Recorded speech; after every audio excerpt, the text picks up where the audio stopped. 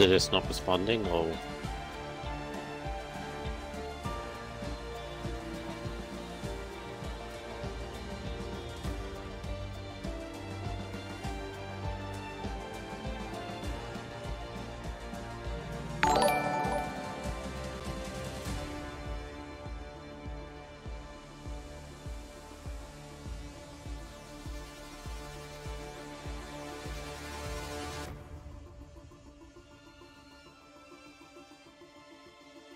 Oh.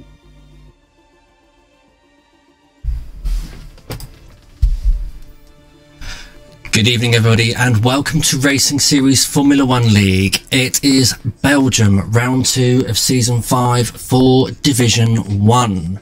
Tonight's streamer is RSF1 Raikkonen, and I am being given the honour of this evening of being joined by the one and only RSF1 Rubens. Hello, Rubens. Nice to see you. Good evening, Mr. AJ. Good evening, everybody else. You need to click spectate, AJ. Oh, yes. There you go. Also, you need to be more hyper than this. We actually get an F1 race in our hands, like a couple of hours ago. Yes, at the same time also... Oh yeah, I know, that was a bit of a joke and everything. And also remember, at the same time, I'm still getting used to my streaming mic. I'm trying a bit of a different setting with it now, so I'm a lot closer to it. So hopefully it won't sound that I'm distant miles away, and you shouldn't pick up the old local seagulls. How many we got on stream tonight? 7 viewers so far. Great to see. Right, so, bit disappointing today in the real life of RSF1 because not RSF1 in the real F1 because the race is cancelled or has been cancelled. Spoilers for anyone who hasn't watched it yet, or to be honest, there's nothing to watch. Well, right. I've just given a spoiler as well, so you know. Right, hopefully double. That should have solved the problem. You should not hear Rubens twice. I just had to mute one of my audio feeds into the computer. Ooh, was I echoing?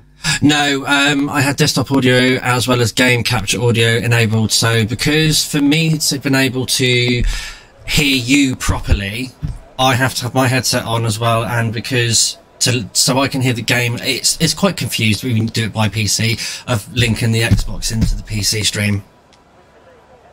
Ah, I see. Okay, full wet race apparently from Kid Cudi. So, oh great! I knew it. This is going to be very, very interesting indeed. Okay, so basically, throw away all the tyres. We are basically going to get straight on and cracking on with some very hot and fast laps around Belgium.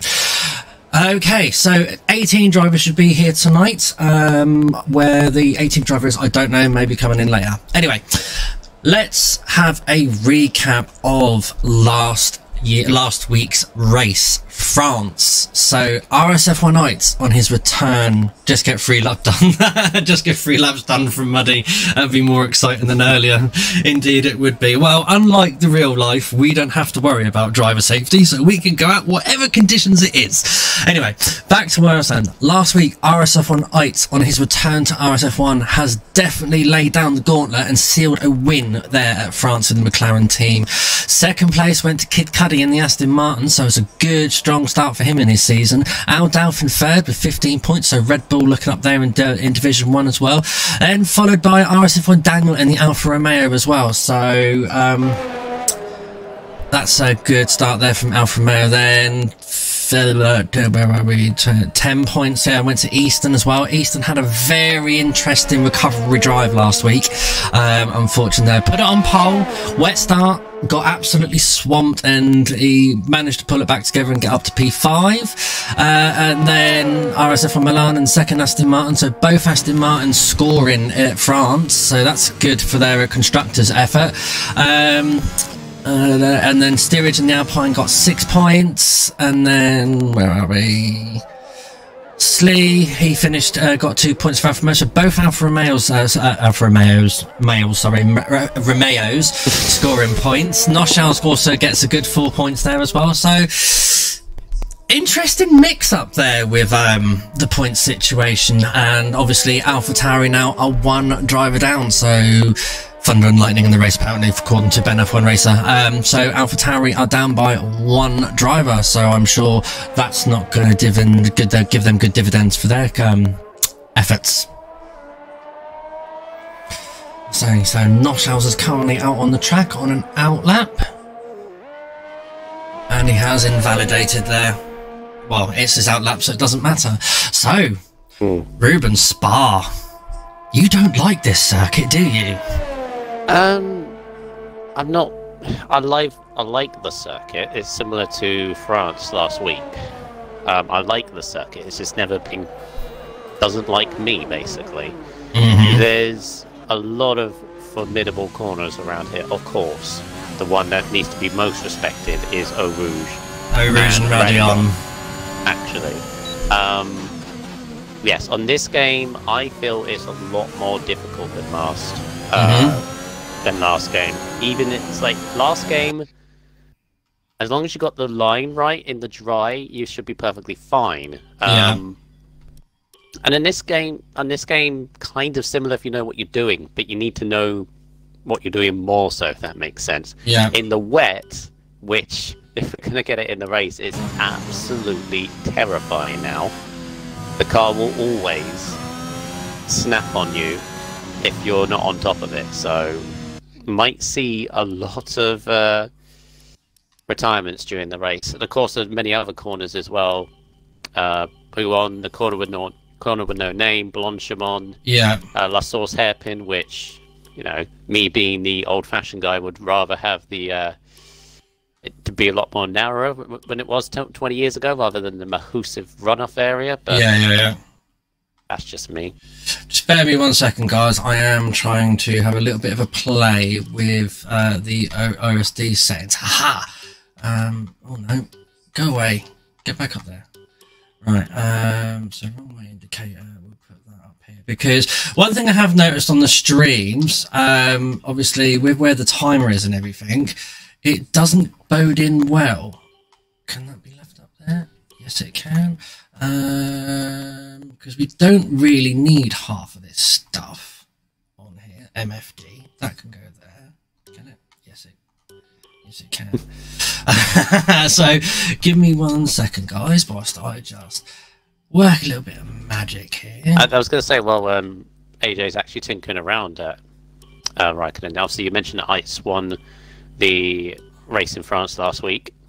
A very good victory it was. Yeah. Controlled it very, very nicely. He's not here at the moment, so I don't know where he is. I don't know whether he is the 18th driver that will be joining us. But currently, there is no Ice, so... And if he doesn't turn up, obviously you could have a new winner here. Absolutely, and I don't think it's going to let me do what I want it to do, because once again, it's a lot. Oh. I sound really robotic, do I? Okay. I don't know where that is. Do I sound robotic? No, apparently I do. It's Megatron. Is that a new nickname now? Right, bear me 1 second. I hopefully won't interrupt. I'm just going to...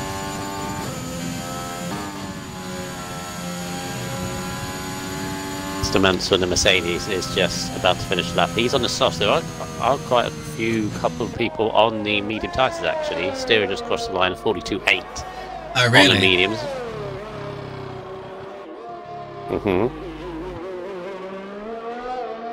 The Mansell is going to completely smash that. 41.5. That's around about right. I wouldn't be surprised if a 40 gets hit. As someone randomly joins and leaves. Crisp and warm. Hopefully, that's made my voice sound a little bit more better. It's down 42.2 in the Williams. Yeah, Mansell's time looks pretty respectable, but we'll wait for the others to join along.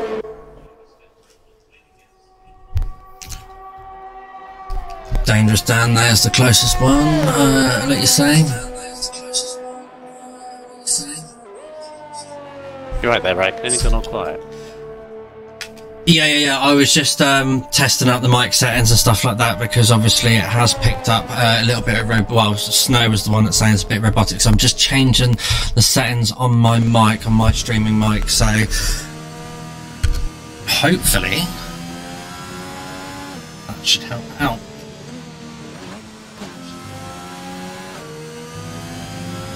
Right, who have we got on flying laps? Let's have a look, shall we?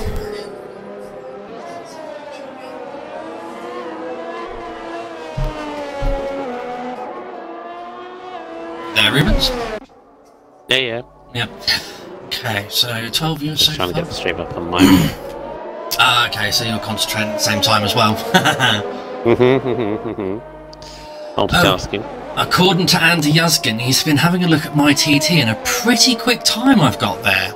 So, I do like Spa. It is an interesting track for me. Actually, no, I don't like Spa. I love Spa. Well, you are named after a driver that does love Spa as well, so... Well, he is the king of Spa. Sense. Is he, though? Well, put him in the right car. He always does well. Yeah.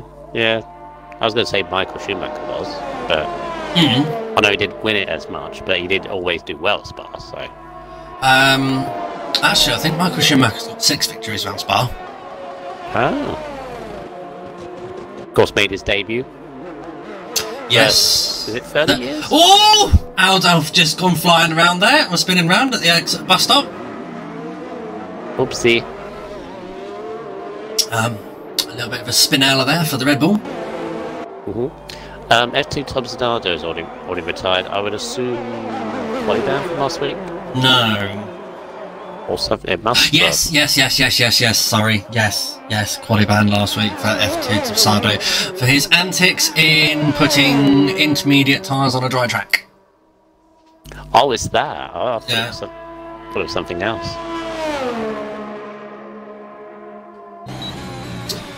Okay, so we are currently on board. Oh, interesting there from Joe Pilkey. Line around there through turns 5 and 6. I did think Mansell's time was good because Easton is the only one that has matched him in the 41s, and he's 3/10 down on him as well. So Mansell looking pretty strong already. Yeah. Okay, so RSF1 Daniels on an out lap. Right. Let's find who we can get on an out lap or flying lap. So Lloyd is out on a lap. Who's going to be the first one to start a lap? Out the out laps, I think you got Joe Pilkey the furthest round. Yeah, okay. Ins the Haas. The big giant rush. And Mansell's gone even quicker for 141.4. That's impressive.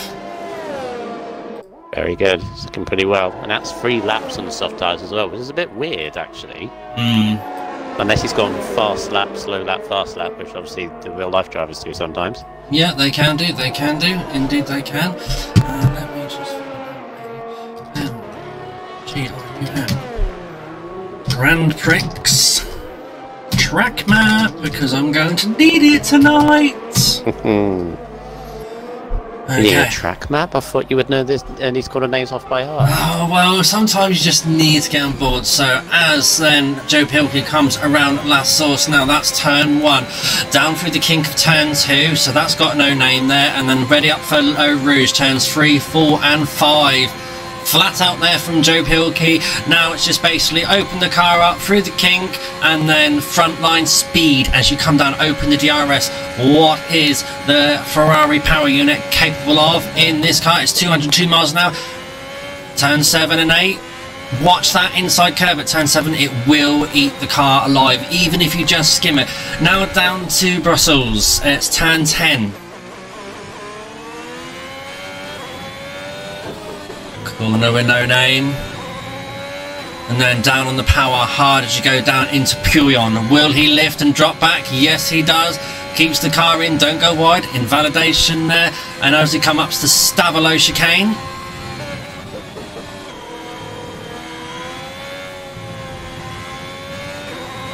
Nicely done.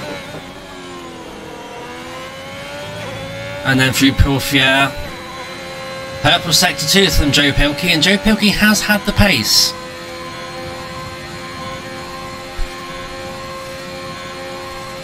Yeah, it's looking very solid. It is looking very solid. The car looks very planted as he can now approach the bus stop chicane.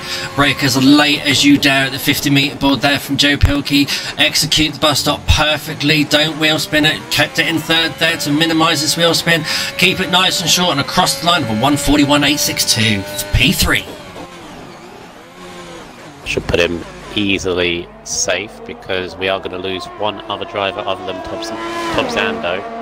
And you don't want to be that one driver, Mr. AJ, do you? Because you'll be waiting a full 45 minutes before the race, and you lose all that momentum and feeling in the car until then. Absolutely. We've had, well, I've had my fair share of qualifying incidences. Yeah, fair few. China last season to be comes to mind straight away. Japan last season comes to mind, where I got a 5-second grid penalty for for going slow, but another driver decided to be close behind me, and I got done for blocking. Ah, yeah, I remember that. Yeah. And angry Raikkonen is a fast Raikkonen. Daniel in the Romeo's just popped up and he nearly beat Mansell's time of 41.5, so Daniel's very nice lap. Yeah, it was very close last week as well when the drivers actually managed to dial in the cars and everything. Obviously, a lot of people are still getting used to this game as well. The handling model. It's only been 2 months, hasn't it? Yeah, I know. To be fair, and the handling model has completely changed the way we have to race. Like, in 2020, how much did we all abuse the curbs? Let's be honest. Oh, Vettel! Spinola! Oh, where? Just before, on the run to Blanchimont. And you know that corner that leads onto that straight, he got caught on the curb on the outside. He's a lucky boy to continue because he went so hard into the wall. He's got no front wing. As someone would say, a lot of poo just come out then for him. Yeah. I think he's in big trouble because he's got a thick and yellow flag that's come up. I think it's just under 3.5 minutes. It's a long lap. Yeah, I think he's out, to be honest. He'll be hard pushed to get round. It'll be very hard. Car number 15 there is in danger of being eliminated in Q1. However, Mr. Slee, he's not come and set a lap yet, but I think he's about to set down his first lap of the race. Let's get on board with him as he finishes off, as he now comes around, flat out round this last fast corner before he approaches the bus stop chicane. Vettel gets out of the pits with 2 minutes 10, I'd say. I think he should be alright. But it's one of those instances that you'd love that in the game for the tyres to be brought out in the pits rather than you being wheeled into the garage, because it just wastes time. Yeah, that's a nice solid that there from Sleer. 142.1 puts in P10. So currently in danger at the moment, obviously, is RSF1 Vettel. Obviously, Top Sando, he's not competing in qualifying because of his penalty to serve. So Aldao from now crosses the line. 141.8 puts in P5. They are the drivers that did well in last week, AJ, carrying on the momentum this one. Obviously, Daniel had a good, strong result. I was going to say Cuddy as well, but I think he's safe. Safely through Bredouts. Bredouts had the pace, but I think he was quite unlucky last week. Adolf as well, directly up there. Easton, as you already mentioned, had a very solid recovery drive because he was spinning at the end of the first corner, I think. Ended up 5th, I think it was. Yep. Yeah, he'll be keen to have a clean first lap, I think, Easton. Yeah, I think he will be as well. Right, okay, so out laps we've got Tetraloid car number 66. He shares my car number there in this Ferrari. So I kind of feel like happy that car number 66 is still in the Ferrari garage, although I am a Mercedes driver now for this season. Someone please help me.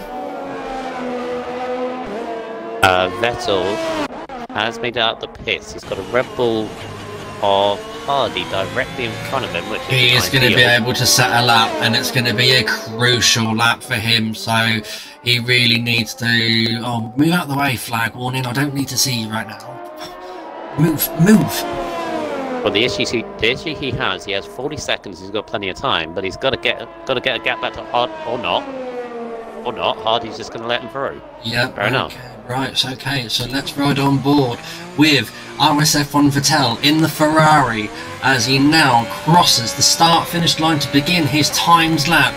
Up to La Source now, hard on the brakes, tuck it in, second gear, open it up on the exit, hard on the power, ride the apex, we'll just kiss the apex, should we say, and then get as close to the wall as you dare as you hear the cars, or like wind coming over Rouge and Radion. Nicely executed there from the Ferrari driver, opens the DRS, and how many ponies can we extract from Ferrari today? 203, 4, 5 miles an hour as he approaches turn 7 now. Lecombe executed beautifully there, a nice little shortcut there across the curb and getting away with it, and then it's Brussels turn 10, keep it nice and tight, third gear, tidied up there, coming here from RSF and Vettel, corner with no name, watch that inside curb, fourth gear for the extra rotation, now as he powers down towards Pouillon, drops it back, the Ferrari's a little bit skittish through here, but not for Vettel, he's managed to plant it through. Ooh, on the apex there, a little bit too greedy through as he comes from up to Stavolo now. Down to fourth gear, exit wide on the power and then just drive the car through the last sector now. Maximum power, use everything your Ferrari has got to give you. 108, nearly approaching nearly 200 miles an hour as it comes round the last main fast corner of the circuit.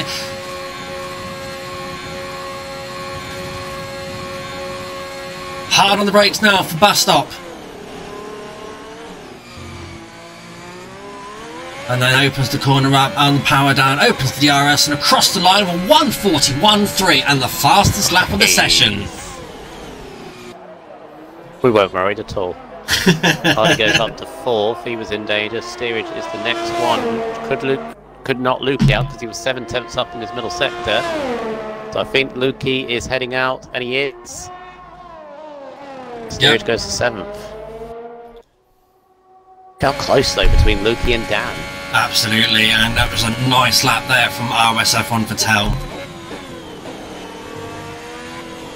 Very nice lap there. Doesn't sound too surprised. How can you go from nearly binning it the lap before to just making it across the line and then go fastest? I know, right? Alexa, tell Xbox to take a screenshot. Oh, Andy Yuskin, that was one of the sexiest laps I've ever seen from Vettel, to be honest. Well, yeah, I have to agree. I will have to agree with him on that one. That was a very sexy lap from him. Alexa, tell Xbox to take a screenshot. Alexa not cooperating again. I've noticed this with you. When you ask her to do something, she's not doing it. No, because there's 2 screens. Yeah. You know, because we have got like a few drivers. I have to include like the whole grid. There's 3 extra drivers there this time. You'll notice, right, from 4th till Lukey in 16th, considering the track, 4.5 tenths separating 4th to 16th. And who said we were worried about how close or how far apart the drivers are going to be, huh?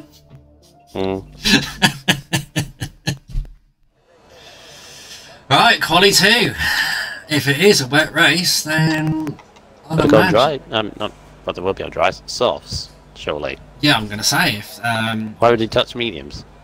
Exactly, if it's a wet race, and if it's definitely a wet race, or is Kid Cudi stirring the pot because obviously the race in real life is cancelled because of the wet weather? I mean, would he do that? I mean, if there was enough, if there's enough on medium tyres, then maybe he is trying to put the ball over our eyes. But again, why would he do that? All for poops and giggles. Nice guy. It's all poops and giggles until someone giggles and poops. If it is dry though, do you want to give a little indication for the rest of the drivers this week what to do? Well, or do you not want to reveal that? Well, I can't really comment on this game. Last game was a straightforward strategy of medium to softs. For a driver of a track. Same, to be honest. Yeah, so I'd imagine it will be the same. It depends because I'm in a different tier now. Whereas last season I could gamble it. Well, it's not. I could gamble a little bit. More drivers would follow the strategy, like go for a medium strategy and try to go out for the longer pace. Whereas like when you get more competitive, some people kind of ditch strategy to go for track position. Oh, yeah, because how close it is. Yeah. Just want to get through. Exactly. Want to get through, you know, better start on the grid and everything. The more cars that the medium runners have got in front of them, the harder it is for them to switch on their tyres and run away with it, kind of thing. So it is what it is, though, on that one. So yeah, for me, I'd imagine that I would probably do the medium soft strategy. I just like to get my medium stint over and done with, and then just creep up behind people towards the end of it if they're on the other strategy. To me, as we witnessed last season in Division 5 for me and Tacticals. I remember that as well. Yeah, I know that particular race, commentating on it, I really wanted Tacticals to win, and you had to be so cruel and take it away from them. It was for the championship. I know. If it was any other circumstance, I may have turned around and said, you know, mate, you've done well and everything. But to be fair, you couldn't turn around and say that he gave me the win because I had the faster strategy. No. I would have. Yours was medium to soft. He was soft medium, wasn't it? Yeah, he was forced to do soft medium because I think he had instant. Is there like a car park at the last chicane? There's like 6-7 drivers all the same spot. Yeah. The Ferrari and Alpha really close. It's like real F1. They're all like trying to get the space, but this is going to compromise so many people's laps. Because you can have cold tyres if you're waiting for so long. Yeah, I know, but Mansell's the first one obviously out on the medium tyres, so we'll just stay with Mansell for a little while. I'm not going to ride on board with him or anything, because we haven't really followed the lap. We'll just see what... Oh, he is invalidating on his lap there as well, so he's actually aborted that lap as well. Okay. So, next car around the track. Looks like it's a Red Bull. Oh, Jesus! What Ubisoft? Rattle. Really? Because I noticed of all the cars that were close to one another, Vettel was closest to JS Lee in front. He's got a lot of dirty air, but also a lot of slipstream on the straight. And this seems to be a thing already with the session of Vettel. He's quick, but it's risky because he nearly lost it again.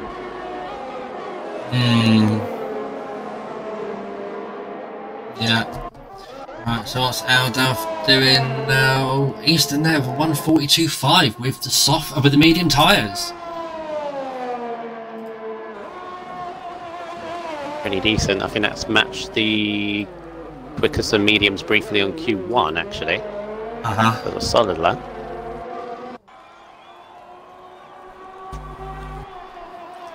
Aldaf though goes fastest on the soft tyres, but only by half a second. So.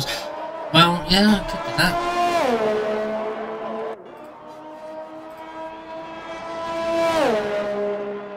Wow, 4 thousandths between Vettel and JS Lee, and they were that close together on the track. Wow. That's impressive, to be fair. Texture Lloyd in the 41s. We know, obviously, we've seen quicker, obviously, from Mansell. He's currently in the pits on mediums. Yeah, he aborted just because he was out first on mediums, wasn't he? And he aborted. Oh, yeah, of course.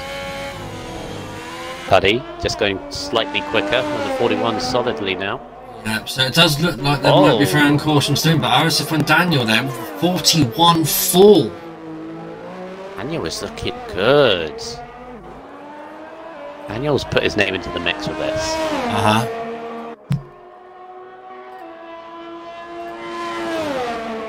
I keep getting confused with RSF1 Daniel. Is he used to be Massa?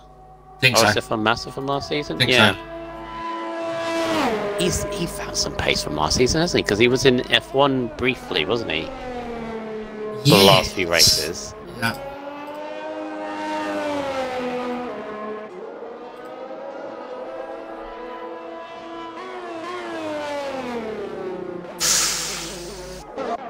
It seemed dangerous, don't you? You know, the corner with no name, there's like a huge tyre barrier on the outside.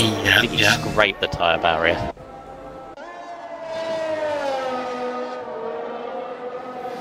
Last week's race winner doesn't seem to be having a good time at the moment. Whoa! I just say that, and there's a nice bit of gravel there for last week's race winner.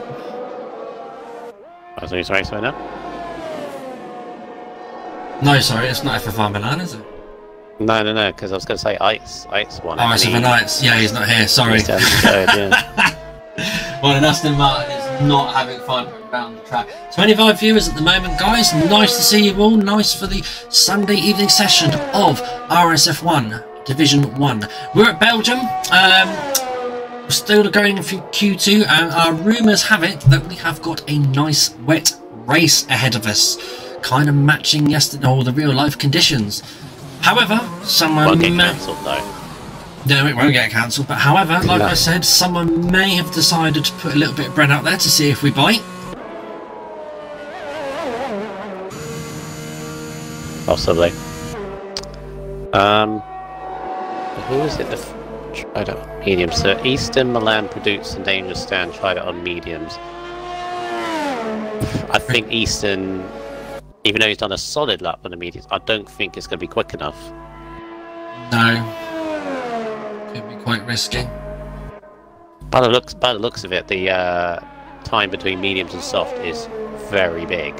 So if anyone can get through on mediums this week, take my hat off to them. Oh yeah, absolutely. Looks like a good second almost.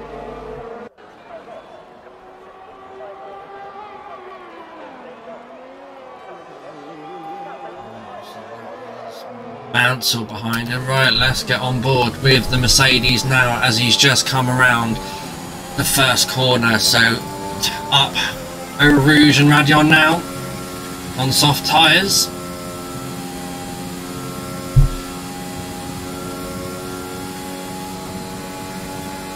Nicely done there from the Mercedes driver. Now hopefully this week the Mercedes drivers in Division 1 will have a better point scoring result. Last week we scored none. It didn't work well, did it? No. There goes Predouts getting out of the way for the Mercedes driver. Ooh, steerage second 41.5. Nice. Steerage only just scraped through a Q1. So Mansell a bit scruffy there through the corner of no name, and as now comes down pure and keeps it in 7th gear, lifts off the throttle. Little bit of skittish through there. He doesn't look like he's got the greatest of setups for this track for his liking. He touched the curb as he turned into P1 there, which you don't want to do at the best of times. Oh no, it's just like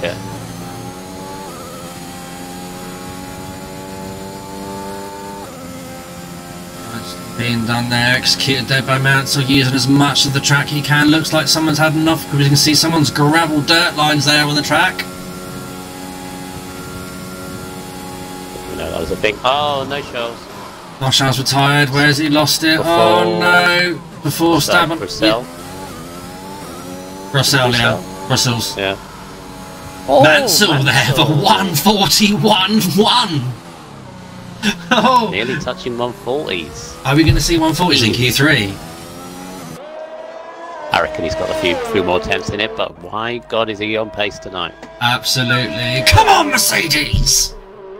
Just realised you're wearing your Mercedes merchandise as well. What is that? That's a white cap, and the shirt as well.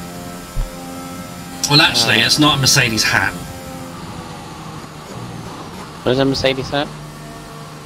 The screen is small on my phone, in my defence. What is it? Well, he was a Mercedes driver at one point of his career. Oh, I don't know. It's Michael Schumacher's. Oh, of course. Of course it is. Greatest station driver in F1 history. Arguably. Definitely conversation. No, let's not start that debate. Yeah, I'm waiting for it now because he's going to come out. He's going to pipe up in a minute on stream. Oh, Dan. The scene Dan on the way down to Brussels. Got caught on the curb on just before he heads down the hill. Another curb. Oh, dangerous Dan. Yeah. Okay. Dan, sorry. Yeah, Carl is very loose at the end of the Camel Straight through those corners and just got away from him slightly. He's got time though. Yeah, you don't want to let the car go away from you there. Aldao up to third on a 41.5. It's very close. Apart from like 3/10 to Mansell, it's very, very close for podium and everything else. Yeah, absolutely. Gunshi has left the session. Well, I don't know who Gunshi actually was, but gung-ho to you. It's random, let's just join. Cuddy up to 7th. Bit of danger there. Now everyone is on softs. Yeah. So it's definitely throwing caution to the wind. Well, highest of mediums currently is Eastern in 10th, so they had to if they wanted to go through and get track position potentially.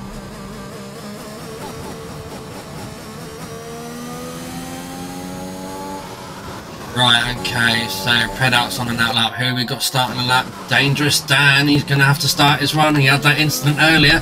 Let's see what he can do. Currently in P13, can he get himself out of the danger zone, or can he even go fastest now? As we come down the circuit now, heading towards Eau Rouge and then up along Radion. And then open the DRS down Kemmel and along the Kemmel straight as you head powering down over 200 miles an hour into Les Combes.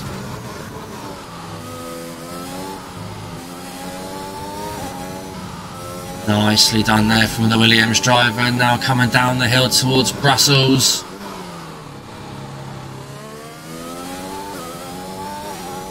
Now through the corner with no name.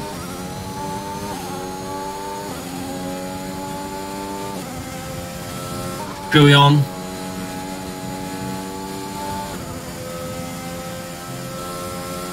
And then through the Fania chicane.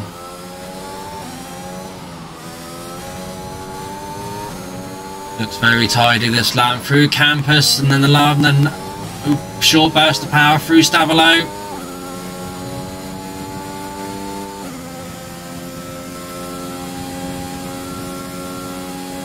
Dangerous Dan looking very, very good here. Blanchimont. Hard on the brakes for the bus stop chicane now. Keep it nice and tidy. Opens the DRS, hard on the power, across the line, and 141.5. Nice, that's better, Dan. Much better there from Dangerous Dan. Okay, so danger zone. Joe Pilkey, Noshaus is out, Predout's currently as well. Hardy's about to cross the line, I think. Predout's is 9/10ths up, and almost loses it. Oh, Hardy is through, well, puts himself up to P7, so Slee is in danger, who's now about to start up. Predout's, he's going to be next across the line. Wilkie goes second, he's safe. Cuddy's out. Cuddy had a good result in France, out in Q2. Yeah. Oh, not quite good enough there from Predout's, but he has got time for another run. But has he got the fuel and the battery for it? Easton now coming through the bus stop chicane, the other Williams driver. Easton should be alright. Oh no, it's P11 for Easton. No. But he can go again. He can go again. This is stupid how close it is. This is far from over yet from the bottom 5. Or from the bottom 3, should we say now. Kid Cuddy and Noshaus are out for sure. Vettel also needs to set a lap to concrete his place in Q3. Actually, yeah, looking at it, there's 2.2 tenths covering 5th to 14th. That is insane. That's insanely close. What can the Ferrari driver do? Can the Ferrari driver solidify his place in Q3, or will he hold there in 10th place and be cusping in the danger zone? 2 and a bit tenths up, that should be alright.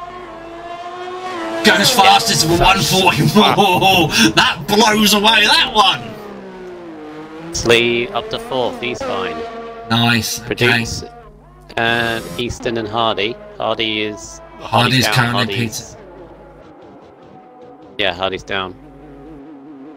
Oh, Hardy's hoping that Easton doesn't improve, but it's gonna be. What's Predout's gonna do? It looks like Predout's may have just been helped by a little bit of slipstream there. Now Blanchimont from the Haas driver. Predout's goes P6, so Easton, it's do or die. It's half a second up middle sector, so this should be enough. Oh, this will go fastest, pretty much. Ooh. Oh, no! Oh, yes, he has. Yes, he has. Timing screens were a little bit delayed there. Bit like real life, they had no idea what was going on with the timing screens. But there we go. That's our first 140 of today's of the race of the session today. What's that? That's 6 and a bit tenths. No, 7 tenths covering the entire field. But Dan scrapes through by 13 thousandths over steerage. Absolutely. Right, guys, out in the stream, please tell me your predictions for pole position. I want to hear them. I want to see them. Chat's a little bit slow from what I'm seeing at the moment. Put your thoughts out there. Alexa, tell Xbox to take a screenshot. Who else just missed out? Cuddy in 14th, yeah. Good, strong result, was it? Podium. Alexa, I think it was. tell Xbox to take a screenshot. Last time in France, 14th this time out. He will be starting. Tetraloid, Hardy, steerage just missing out, and of course no Charles with the retirement. The only one so far.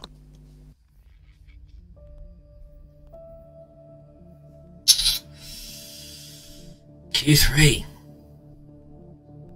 Now the gauntlet. Now it's time to get serious. Now it's time to put the car in pole position, because in a wet race, the higher you are up on the grid, the better it is for you, because spray on this game is lethal, isn't it, Brundle? It's ridiculous on this game, especially full wet if we get it.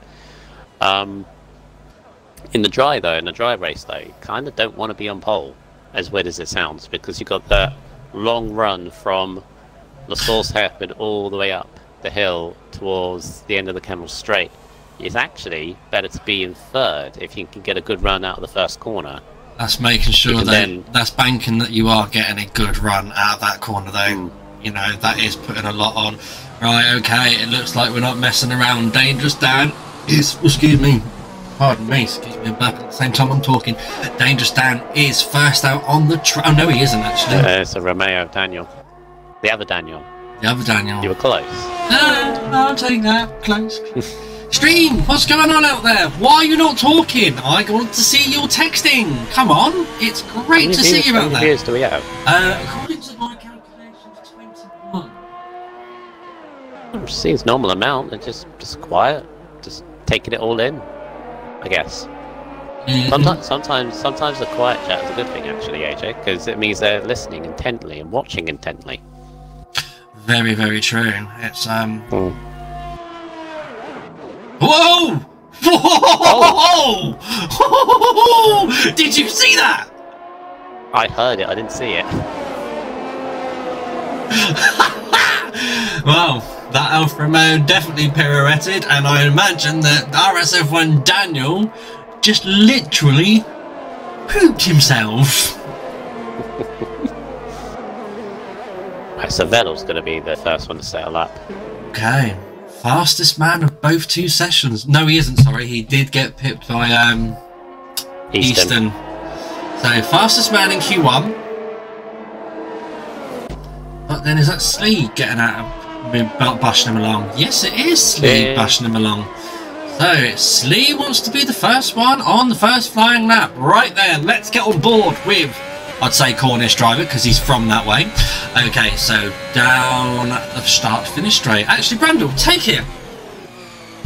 Alright. Thank you very much. So, good exit off the edge of La Source Hairpin. Up to Overreach and Radion. We need to get the line absolutely perfectly. Just over the curb on the left, at the bottom, and on the top over Radion. Opening up the DRS. 205 miles an hour, is he going to hit it? Yeah, just about. The end of the straight, the right and the left. The car always wants to be loose, it kind of step out, especially as you exit. Combination of the corners. And then down into Bruxelles, this corner just drops away from you and you can't run too far deep. Then into the corner with no name, mind bounding outside and the curb, kind of validate the lap time. Then hold your breath for Go on through here, and he's taking that quite nicely. Then into this right left chicane, which the name escapes me on it. Probably name something, but nicely through there. Stabilo. Yeah, Stabilo. Then this double. No, sorry, Fagné. Yeah, Fagné should go. Double right-hander, which is very, very key, because then you've got the long, well, technically straight, you're flat out anyway. Remember the times when this corner here, Blanchemont wasn't flat. Yeah, you had to lift. It is. Yeah, you lifted a little bit. Then into the bus stop chicane, which has changed about 4 or 5 times over the years. Not more simpler now. Mind the traction. It's going to be into the 41s. It's a high 41. 41.9 there from Slane. Decent banker lap, but we've seen quicker, and there goes his teammate, 41.0. Right, okay, so who's going to be next across the line? It looks like the Haas driver of Joe Pilkey. In the giant Russian flag. What's he going to cross the line in? 141.5, so it goes between 2 Alfa Romeos. Now it's Predout's turn in the McLaren has pitted. Be Dan next. Dangerous. Or dangerous Dan, sorry. Okay, that's obviously a banker lap from him.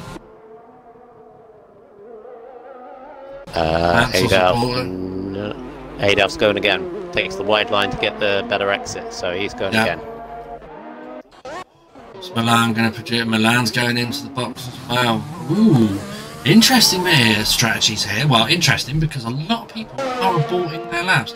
Easton, on the other hand, though, doesn't look like he is at the moment. He's powering around the track. Sector times. He's 4/10 down on Daniel middle sector. So I think this is just a decent bank lap. Might have made a mistake in the middle sector. Quite possibly. This will get a time on the board. A little bit skittish there coming out the exit at the bus stop. Yeah, you've seen him go quicker, so that's a bit of a mistake lap, I think. Or on old tyres, maybe he's only got one set of softs. Maybe. Yep. Or have we got possibility of that the track could improve later in the race if it is a wet start? Is he saving a set of softs?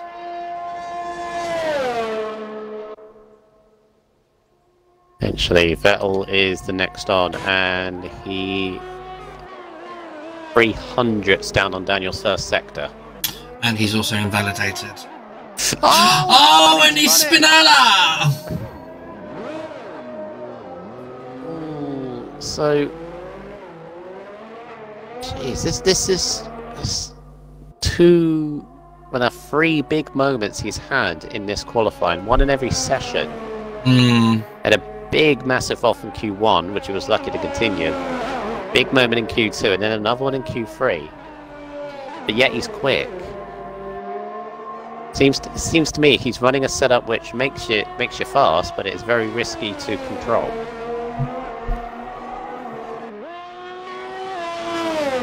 Indeed. Something or other, snap of oversteer that just caught him out there by the looks of it. Or is he just emulating the real Vettel in his Ferrari days? Potentially.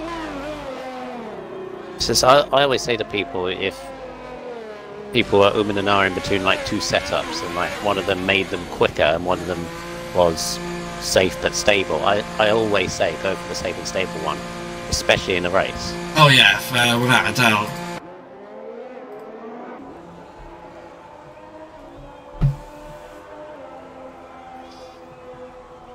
Without a doubt.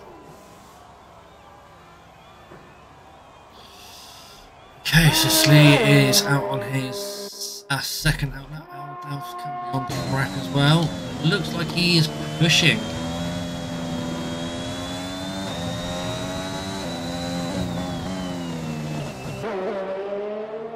In middle sector. He's 8/10 down, yeah. So yeah, I think he'll be heading to bits. Got Perdutz next, who's yet to set a lap.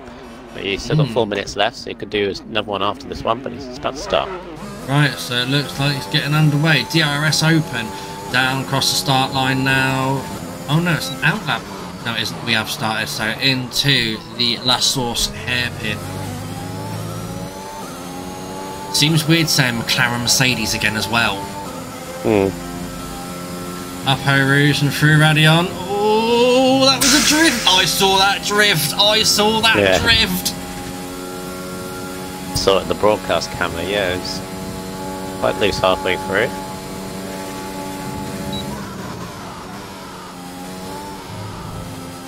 Nicely executed there through Lecon. Exit on the apex on the exit, and then through Brussels now. Oh, he's nice and tight through there. Corner with no name. Huyong. Oh, he's taken that a little bit wide. He would have lost some time there.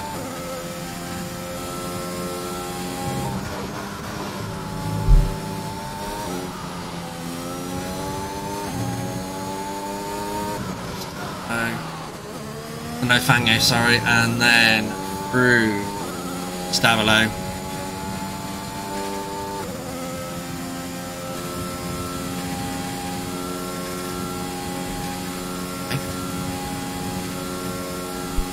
He's matched Daniel's middle sector, but he's got full density down on the first. This is a pretty decent lap, considering it's a bit ragged, I guess. I'd say scruffy. But it's quick. It's quick, though.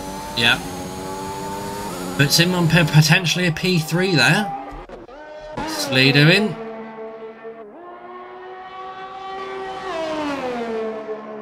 It's thousands up first sector, but obviously middle is where you break your lap. It's where you... What was it they saying earlier today? It's not where you make time, but it's where you can lose a lot of time. Slee, though, gone 4 temps up in sector 2.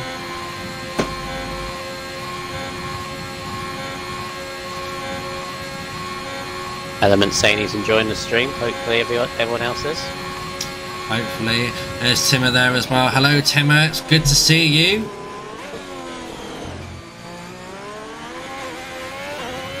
Might bump him up onto the second row for Slee. Oh no. P5. 4 temps up. Okay, so we are in the moment of where...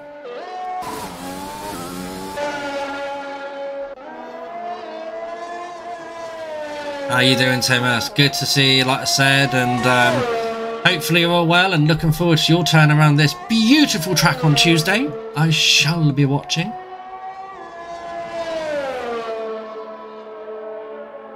S05 Milan is on a stonking lap. Well, I say stonking. He was 2 temps down first sector, but then beat Daniel's middle sector by 3 temps. So this could put him in the mix.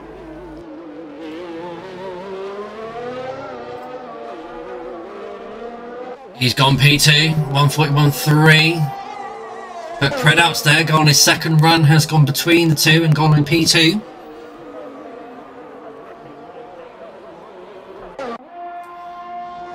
But then Joe Pilkey's also just put his car in P2. Right, Easter, no.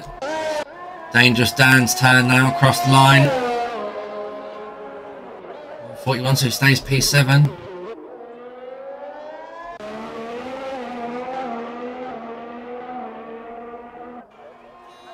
Right, this is the man. He's got to do it all or die now. So we've got Mansell currently out on a lap. Checker flag, one and only lap for Mansell. Yeah. He's been looking quick all throughout the session, but this is going to be his one and only time.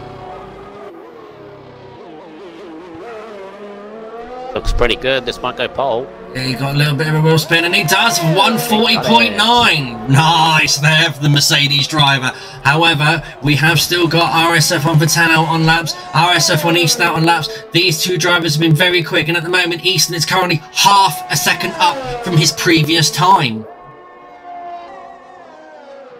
He's got to find a bit more in the final sector to challenge the top, but this may go top 5 potentially. This could be it. This could be the pole. But oh, it's a 141.0. Oh, so close. Right. RSF1 Patel, down to you. But hang on, we have got cars coming. So F05 Milan, Aldalf is the next one and goes into P3. Wow, this is a great turnout. So Predouts will be the next one across the line by the looks of it. Slow. Alright, okay, Joe Pilkey, okay. So we have got... Battle. I think everyone else is slow. What can the Ferrari driver do? He put in that stunning lap in Q1. Can he make a difference for Q2? Will Dangerous Dan move out of his way? Yes, he does. Into the bus stop chicane. Gets it nice and tidy through here right now. Ooh, a little bit wide on the exit, but hopefully he's not lost too much time going across the line. No, it's not good enough. It's a 1:41.8. P10 from the Ferrari driver.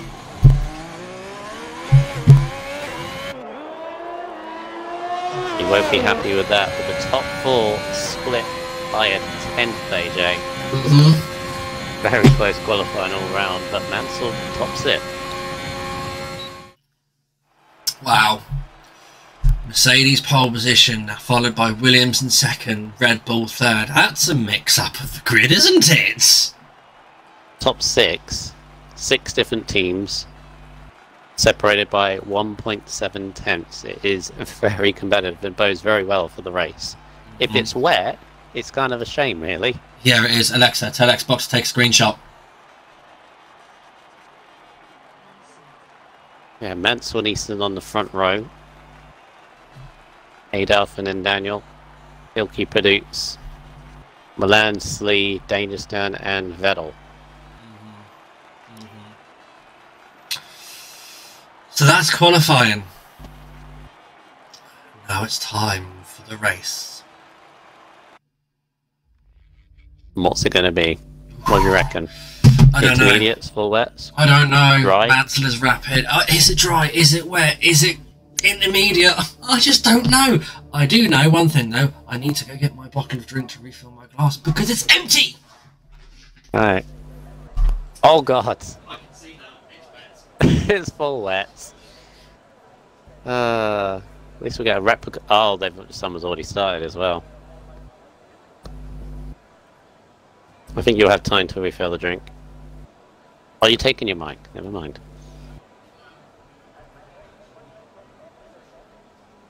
Ah, okay. I hate the fact we can't see who Vetti's up, but obviously that'll be down to, you know, whoever the lobby host is. They can check who it is. But they will get a straight up penalty. That's if we can catch them, of course. Right. Look at it. It's just dog. They're on full wets. They are on full wets. Right, Brandon. Do you want to do the formation lap? Alright then. Okay, F2 Tob Zando had obviously the qualifying ban from last week. Had a rough race last week as well. Needs to keep it clean and get some points on the board. He starts 17th in the Mercedes. The Mercedes are bookending the grid, I just realised. Lukey in the AlphaTauri, 16th for him. His race pace is going to be quite good, so let's see what he can do from there. No shells in 15th in the Alpine. 14th for Kid Cudi in the Aston Martin. Had a strong result in France. Needs to go through the grid from where he is. Tetraloid in 13th in the first of the Ferraris. Second is O'Hardy in the first of the Red Bulls. 11th is Steerage, only just missed out on the top 10. Obviously he doesn't get advantage of the fresh tyres because everyone's on the same one as it's raining. But he will start 11th. Vettel in 10th, showed really good pace in the dry. What's he going to be like in the wet? I think he'll be slightly disappointed starting 10th considering his pace in 1 and 2. But he starts 10th anyway. P9 is Dangerous Dan in the Williams.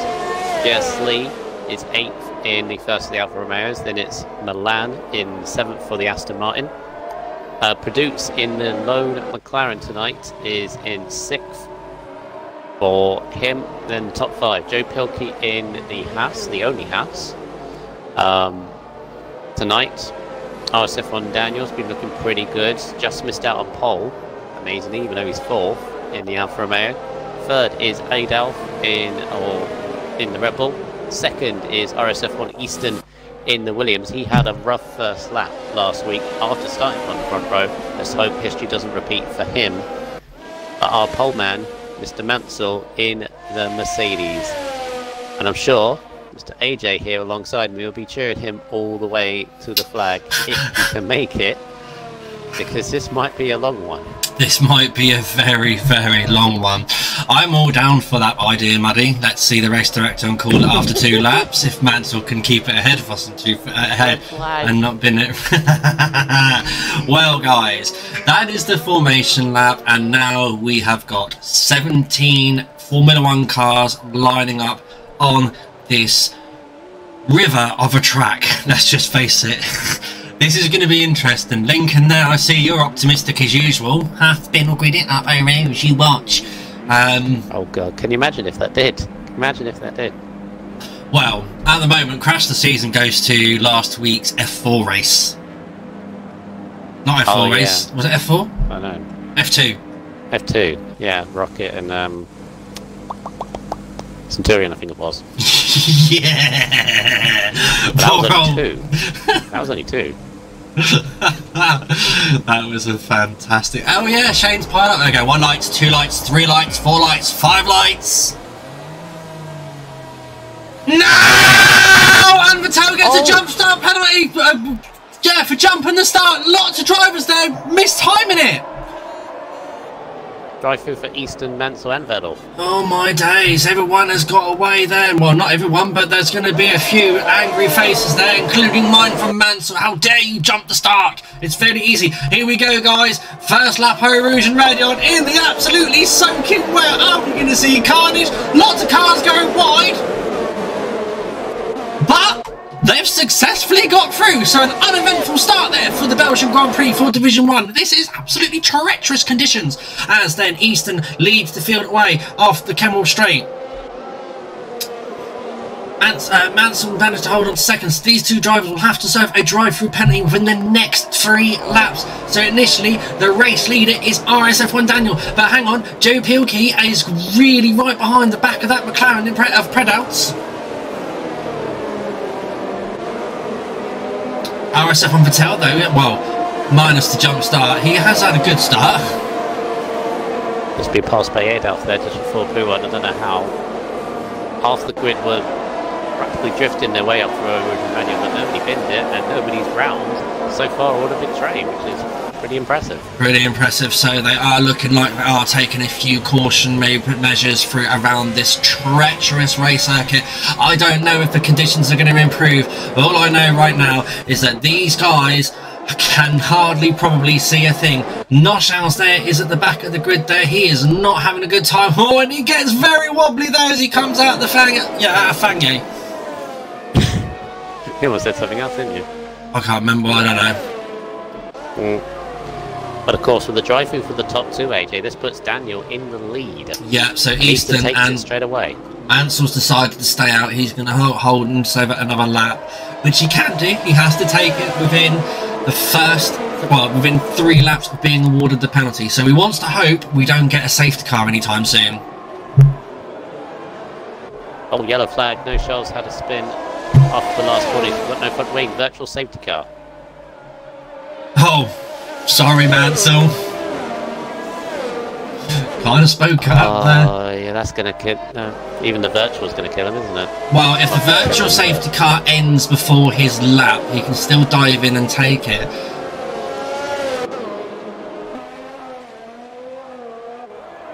So Noshal's there with no front wing, so he's got to creep his way around this horrible... I feel sorry for Noshals right now. No front wing in the Alpine, and he's now got to limp the car all the way back to the pits. Hopefully the virtual safety car is going to end anytime soon. But however, Daniel is right there waiting to pounce. Wow. I reckon this is kind of annoying for Daniel as well. Oh no! Got to drive through penalty for speeding under the virtual safety car. Oh well, another one added. Mercedes now. Yep. Thanks, guys. I'd imagine it's quite annoying for Daniel because you'd almost expect Mansell to take his drive-through first opportunity, like what Vettel and Easton did. But Mansell, I don't know, maybe he's trying to get a gap, so it doesn't hurt as much when he takes the drive-through. But I don't know if he's trying to get a gap or whether like he didn't want to get mixed up with the other two going in there, because obviously instances can happen and everything. So see where they come out on the grid. Hopefully, like you say, if he stays out a little bit longer, he won't be caught up with the guys that have served it early. Sorry, Pilkey had a decent run on Produce, had a look, but not close enough. Mansell's still not taking it. Okay. Well, he's got to take at the end of this one.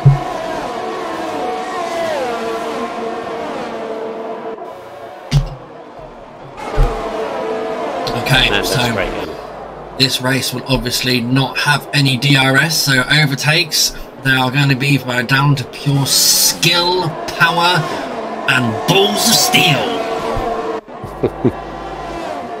As it should be in a way. As it should be in a way. Dangerous Dan there, looking on the back. Dangerous Dan though looks like he might have a little bit of run on FFR Milan. He's having a look right now. Can he get this slipstream of it? No, yes, no. Is he going to be last of the late breakers? Is he going to Daniel Ricciardo it? No. He falls in behind the back of the Aston Martin and plays it safe. Or gets a huge rubble, those. Wobble. Oh yeah. Yeah, Steerage had a look at him, but no. Tom Sanders had a couple of spins at the back. Oh, he's lost it. We've got another virtual safety car. We have another virtual safety car. He's lost at the top of Eau Rouge. I think that's Reddit at the top, actually. Yeah. Sorry, I had to.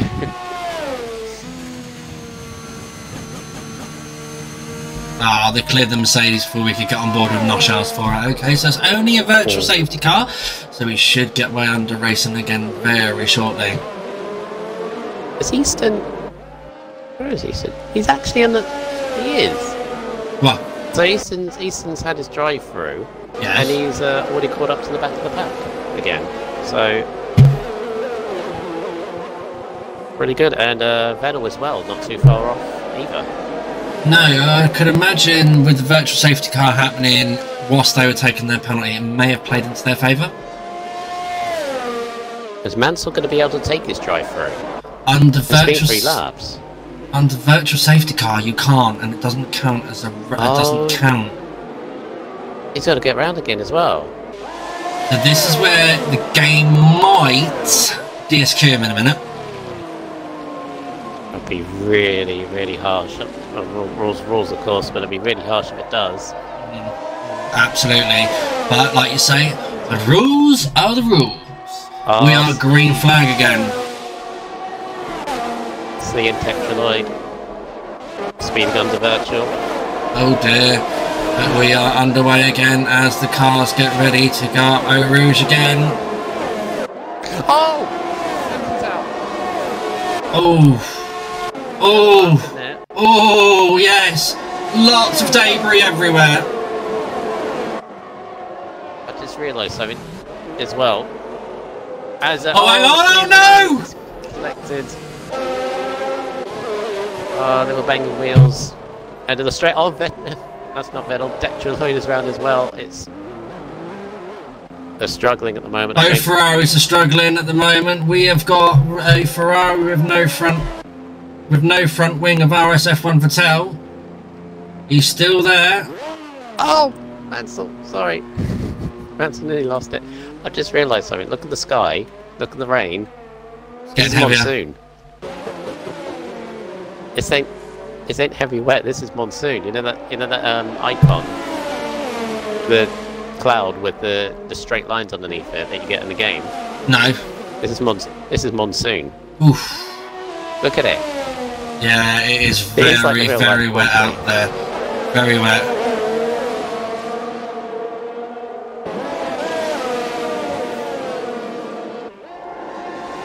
However, we are still racing 4 laps in, and we have lost 3 drivers, so only 14 runners remaining now. Anything can happen as well. So the guys that are out there with damage, so now Mansell's taking his drive-through penalty now.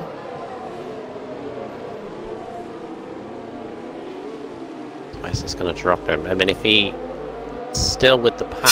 Oh, Hardy there looks get a bit squirrely on the exit as Kid Cuddy's looking for an approach, and it makes the move into the fashion for turn 1. Our Noshals has decided to leave the session as he has retired.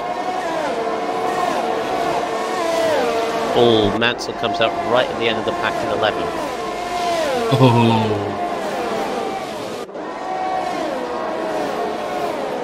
Oh, Kid Cudi.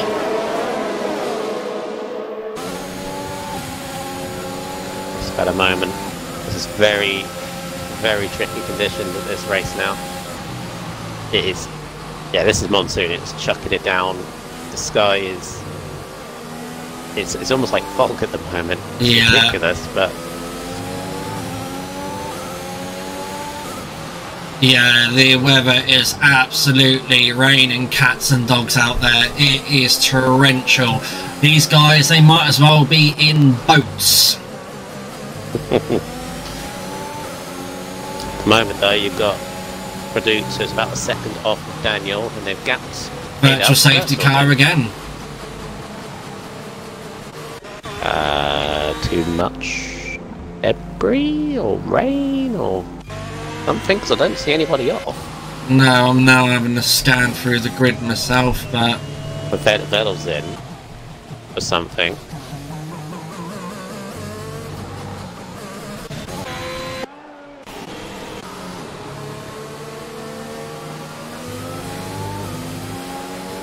Yeah, but no. This is basically glitched, maybe. I don't know, Craig. I've fathomed, my friend. Absolutely fathomed. But we are racing again, so we have got Lukey right on the back of Easton right now. I could barely see Easton's car then. I'm sure he couldn't. Yeah, it's a bit of a... Oh! Steerage, Jesus! The car, all of them, they are struggling to get the traction down there. I can imagine all the pros out there who don't use traction control in any way, shape or form have got their work cut out for them. Not to hit the loud pedal so eagerly, because obviously it's hard enough with probably just debris that need cleaning up, yeah, from the safety car, for the virtual safety car there from Muddy Biscuit. Thank you very much, Michael Massey over there. It's nice for you to be on trackside. Yeah, seems to be a bit of a pack growing at the moment with Milan, Dangerous Dan, Steerage, Hardy, Easton, Lukey, Mansell and Cuddy all down to 11th. They're a bit off the top three, kind of stabilised. Daniel leading this race. And quite comfortably as well. We're currently 1.7 seconds ahead of Predouts. I hope for the driver's sake and the sake of racing that the conditions do improve. It is still raining very, very hard out there at the moment as well for the guys. I wouldn't want to be one of them right now. Yeah, if you jump on the TV pod, you can see the sky. It's like the real life Grand Prix. It's just mist. It's almost like fog with so much rain. Yeah. There are puddles on the outside of the track as well.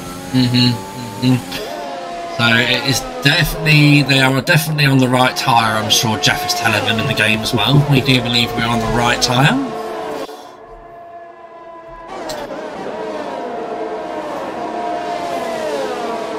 These conditions, so mean would love, wouldn't Sorry? Just this is what we love. Oh me yeah, and you personally. Absolutely. I love a wet track, and you know I love a wet track. Well, I did with the last. I'm still learning wet dynamics of this game, but Easton's going to have a look at O'Hardy. No, he doesn't. Tell you one thing, it's a bit like realistic. Behind on Lukey as well. Yeah, but he's going to have to do it up on the Camel Straight. Can he hold on?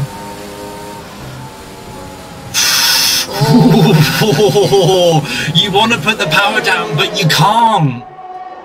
I think he's got him. He's in a bit of ERS. But hang on, I think Easton's now going to do O'Hardy.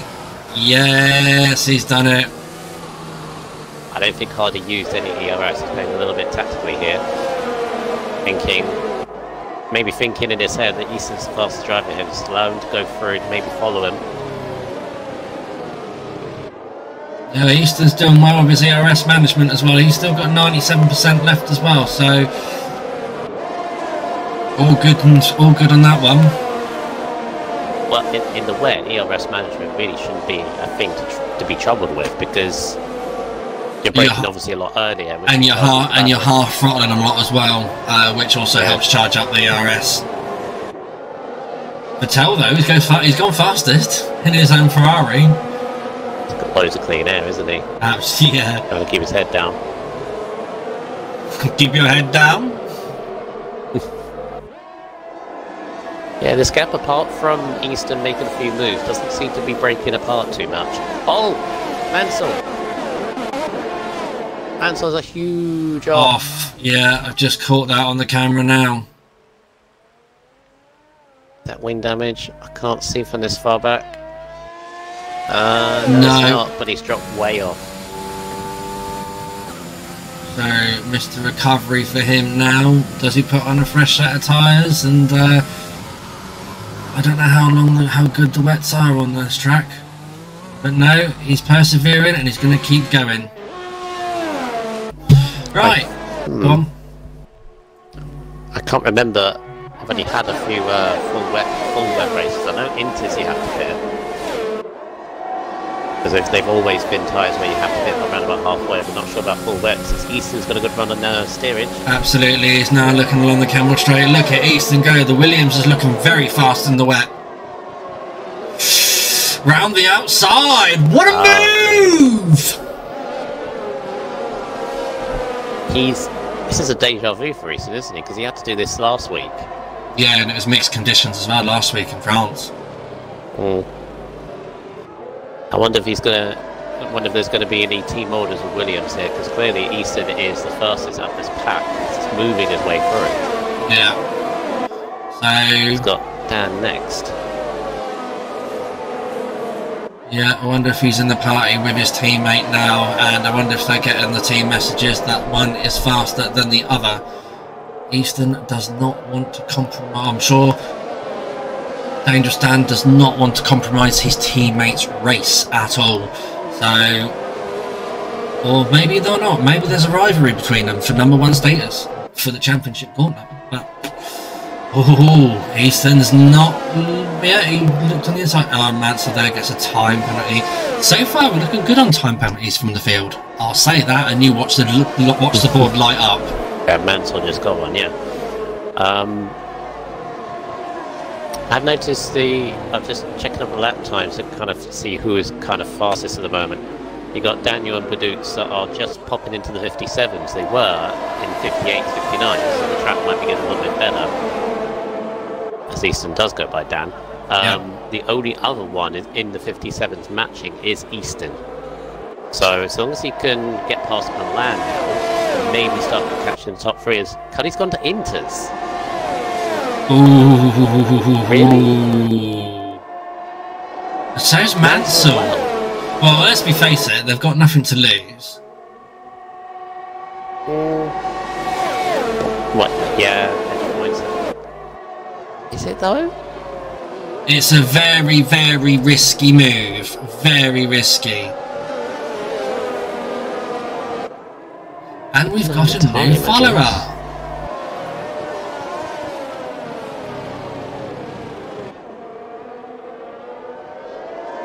On the gap was 19 seconds. I mean, it's gone up in the first few corners, but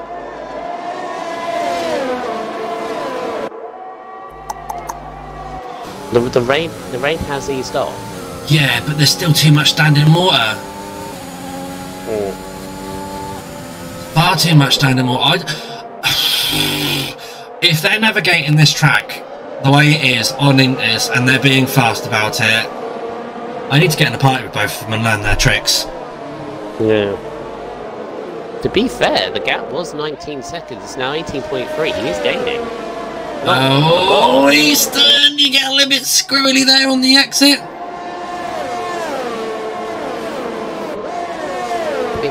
I could be wrong actually, because on board he's not losing a lot, and yet he's gained a second on Luki ahead on this lap alone. Oof. Easton's there all over the back of Kid Cuddy there at the bus stop chicane, gets a better run gets alongside the Aston Martin and gets past the Aston Martin before the first hairpin of the set. A little bit of a lock up there from the front right hand tyre, but Easton's managed to make the move stick up to P4. Hardy and Lukey pit. Both. Hardy goes to enters, Lukey goes to enters, but I think Hardy has gained enough already. Purple last sector. So Kid Cudi has got past. Oh, has he? Oh, it's close, and he's just done it! So, Cudi, what did he do last sector? 30.8. And last sector for Daniel in the last lap was a 31.5, so he was 7/10 quicker in the last sector alone. Inters can go to the end from this point of the race. It's Inters now. Look at the rain's reduced. Considerably reduced. How's that changed so quickly? It was monsoon about 4 laps ago. I know. Oh, this is very bipolar weather. Yeah, so, the leaders have got a bit now, for Inters. Absolutely. Well, let's have a look at the gap to the leader. So Cudi went purple first sector. Right, Kid Cudi is currently 31 seconds behind the leader. If Daniel pits now, he will come out behind Steerage. Well, then Steerage will pit as well, yeah. That's if Steerage. They're all pitting. Well, if they all pit, then no change up front. So Predouts is in, Daniel's in, Aldalf's in, Easton's in, Milan is in. Jesus, they're all in. They're all in. Aldalf sped in the pit lane. That's going to hurt him. Absolutely. I think Kid Cudi has just literally... Oh my god. Put himself back into the mix. Oh my god. Look at this. He's jumping. He's up to P4. That is a strategy call and a half. Yeah, where was he? He was outside the top 10, I think, before everyone hits it. He's now up into 4th place with Aldalf's penalties on for a podium, potentially. Absolutely, and yet still Predouts has gone out on another set of wets! Oh, that's an error, I think. That's either a game error or he hasn't picked his tyres. Oh, Predouts, no. I bet he is kicking himself right now. I hate it too when the game does it to you, because we've all had it done to us. You think you've changed your tyres, but it hasn't confirmed the decision, and you get put out on the wrong ones. Oh. It just completely ruins it. Yeah, I always do it like a lap or so, or at least half a lap. You don't do it in the last couple of corners, because that's when it happens. That's when it can go wrong on you, because obviously you're rushing around and doing it. But Kid Cudi, wow, excellent strategy call there from him, and he's gained so much. And I wonder if the master strategist himself has been involved in this decision, which is RSF1 Shane. Doubt it, because it was an intelligent decision. No. Unless he's been drinking. I tell you, the person that did miss out horribly in that, and it wasn't really his fault, was the Williams and Dangerous Dan, because he had a double stab behind Easton. Oh, and he went he went from basically nearest teammate to only just in the top 10 ahead of Mansell. Yeah. Predouts is in. That puts Kid Cudi up to 3rd. Back into the podium. Right. And he's catching Adolf, even despite Adolf's penalty. Yeah, and Adolf's got 10 second... What? Sorry, no. So RSF and Daniel... Sorry, RSF and Daniel, look at this. 10 seconds ahead. 10 second lead, yeah. Wait, how has he got that, actually? Oh no, because Predouts was the only one kind of near him, and Predouts obviously had to... Yeah. I wonder if we are going to get, towards the end of this race, a track dry enough for slicks. Because the rain has considerably reduced. AJ, Producer and Mansell side by side. Oh, anchor tyres. Side by side through Brissell. Oh, that was a bit of argy-bargy through there. But Producer's made it back ahead of Mansell. This could get a bit feisty. Could get very feisty between McLaren and the Mercedes. Works team versus customer team. Who's got the better car and the better driver? Yeah, this could... I don't think it would boil over, but it might get a little bit heated, because these are two drivers that I think their adrenaline... Mansell there, nearly lost it, coming out of the Fania chicane. Yeah, both of them adrenaline's going to be high right now, because they both had a race where they could be so much higher than where they are now. Of course, Mansell with his drive through at the start, Produce with the tyre main just now, so... Fastest lap still comes tumbling in there. Easton there at the moment of 1:53.3. Fastest lap. No one's come to challenge that one yet. Lukey, second quicker than Daniel. Lukey is looking at the back of the Red Bull.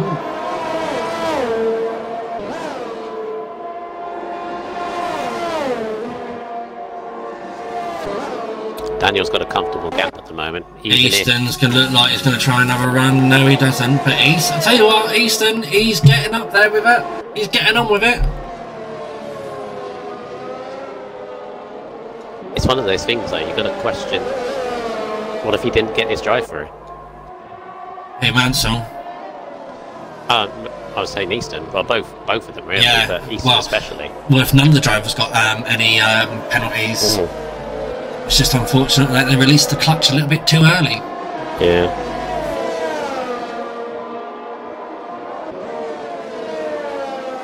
So the never give up attitude of Easton, though, to do it twice in a week.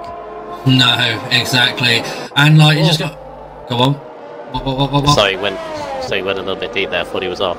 Ah, okay. No, and also you got to think of as well. He is the Div 1 Season 3 champion as well, isn't he? 2 seasons ago, he wants the crown back. Has he confirmed that he wants the crown back? I mean, I imagine he wants to. Once you... Come on, AJ, like most things in life, once you've done it once, you're going to do it again. Most things? Most things. Not to specifically mention anything. I'm not mentioning anything. Stop innuendoing. Stop going. No, don't take this. Don't take this conversation any further. Okay. No. Oh, Vettel's had a huge up, I think. Top of Radion. In the wall. Somehow kept it going. I bet he's wishing, why is my car not dead yet? You see, Ferrari make a good car. It's very strong. Used to Rev 10 spinning all the time. Yeah, no front wing, and he's going to pretty much do an entire lap without one. Kid Cuddy though on the back of Albert Easton also. Oh, this is a battle for second place. Aldalf at the moment is holding up by the looks of it. Kid Cuddy and Easton.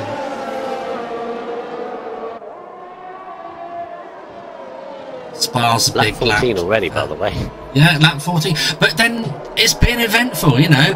We have seen all sorts everywhere. Like last week in France was absolutely fantastic for close racing. And like, look, we've got a battle hit train free here for second. We've got a close train for P9.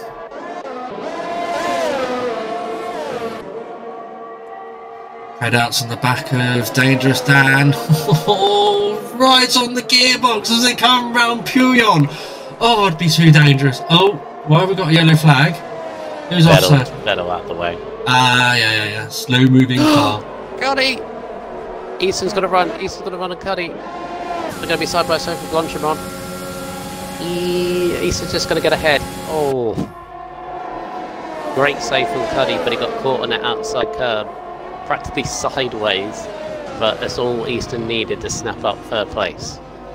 Yeah, so now he's got to dispose of the Red Bull to claim P2. Well, Granty there saying, go on Daniel, my boy. 11 seconds up front. Yeah, but if Easton could dispose of this Red Bull within the next 2 laps. Oh, could hardly see the cars then. Fell on the tyres. I think Vettel's had enough for the day. I think if Easton disposes of this Red Bull for the next 2 laps, he has got a very good chance of getting catching up with the Alfa Romeo, because the pace that Easton's showing, he's got the run. Oh my God! Around the inside. Oh, they've touched his man. They're defending around the outside. Can he keep it there? Can he keep his nose into it? Oh, boys, just be careful, please. And Easton does it. Easton has got ahead. Cuddy's trying to capitalise at the inside as well. Aldorf giving him room. Cuddy snaps up third. Nicely done there from the Williams and the Alfa, from the Williams and the Red Bull. They have disposed. Sorry, Williams and the Aston Martin. Ugh, I'll get my cards out in a minute. Now Easton has got to pretty much fly. 11 seconds in 7 laps. Well, he's now got clear air in front of him. Now, if he was half a second in traffic faster, yeah, I need to see what he can do in clean air. Yeah, absolutely. You know, this is going to be one to watch, but we have got Luciano Hardy closest there, but Predouts is still on the back of Dangerous Dan.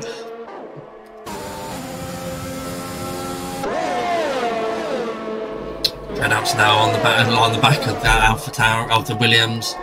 Jasley there gets a time penalty.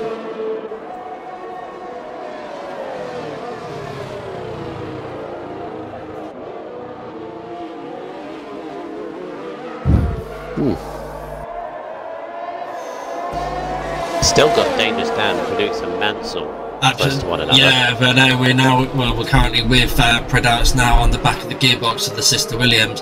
The gap now between Easton and Daniel is now 10.8 seconds.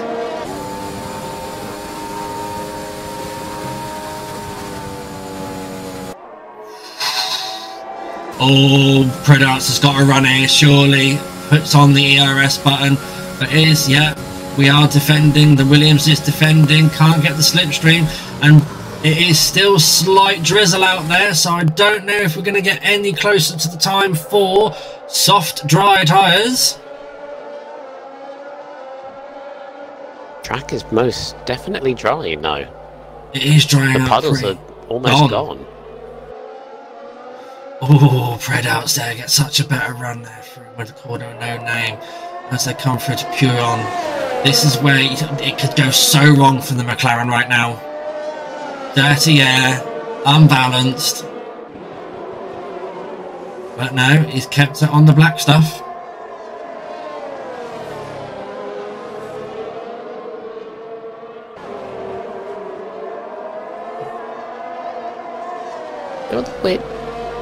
Actually, the weird thing is, what's that? I'm not seeing any spray, because I just rode a boy with Tetraloid looking back.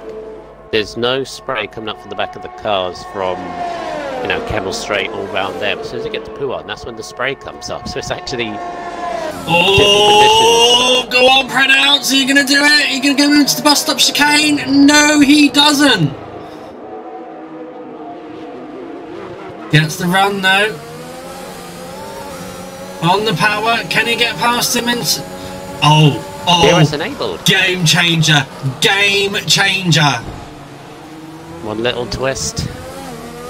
One more twist in this race. Who's going to call? Well, big game changer, and I think Predouts has clicked onto it because now he's behind the Williams up Eau Rouge, and now he's going to have the advantage of DRS.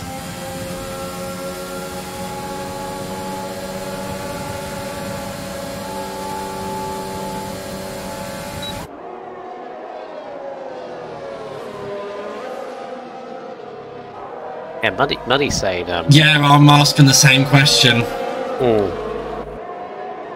If DRS is enabled, it's time for softs, and Tetraloid has jumped on it straight away.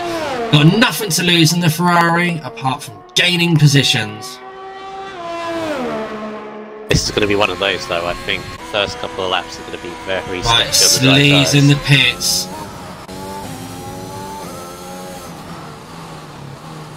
Yeah, I think it's obviously dry, it has stopped raining.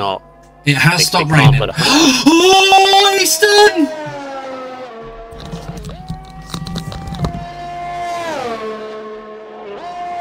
This is now dry weather tyre. This is dry tyre weather. Easton just pretty much almost lost it. The intermediates are overheating.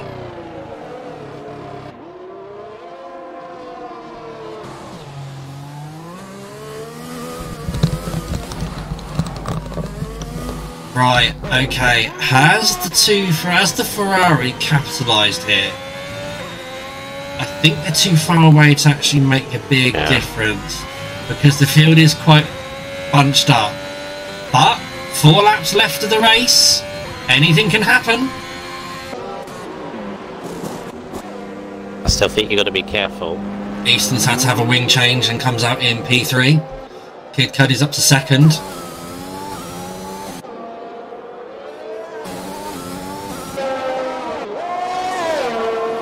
Easton's going to be under serious pressure from the Red Bull of O'Hardy now as well, as I do believe that he is in the DRS, and Kid Cudi gets a 3-second time penalty. So it does mean that his 2nd place is at huge risk from Easton if Easton can close in. But it does look like he is... Sorry. You keep going. I was watching them all go through Eau Rouge Radio. Oh, okay. On the first time. Mansell basically had 2 wobbles through there. All through safely. Oh, no! Think again, because Dangerous Dan has just gone round. Damage. No damage. Right. He's come out of that unscathed. So Easton now, after P2, he's got no other options really. Lukey there with a 3-second time penalty. Drivers are getting used to the track now being dry. And it's still quite damp on the curbs. Still got to be careful with them. Yeah, but they've been driving around the wet track, so obviously your grip level changes so much, and just to adapt, you have about 1 or 2 laps to adapt to how much more responsive the cars become. So... The only other thing as well that happened through Eau Rouge Rally on the first lap, Cuddy went over the curve, he got a time penalty, so might keep his 2nd place on the threat from Easton. Yeah, but who knows? It's 2.6 seconds now between the 2 drivers, so Easton is even that, and the old RSF1 Lando, or Tetraloid as he's now called, has just set the fastest lap at 1:44. So basically, let's have a quick recap with 3 laps to go. RSF1 Daniel has pretty much controlled the race. 14 seconds head up the road. Real no issues for him. Just kept it clean, kept it cool, and sailed away with it. Kid Cudi had an interesting race. Made a massive gamble onto intermediate tyres. When both... Adolf's gone. Sorry. End of the camel straight. Safety. Oh, hello, safety car.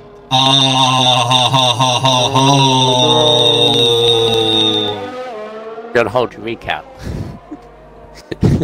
Yes. It's not over yet. Oh, you know what my first thought? What? This is going to ruin everybody that has a penalty. They're all going to bunch up. Oh, it's ruined Daniel. He had 15 seconds lead. He did have 3.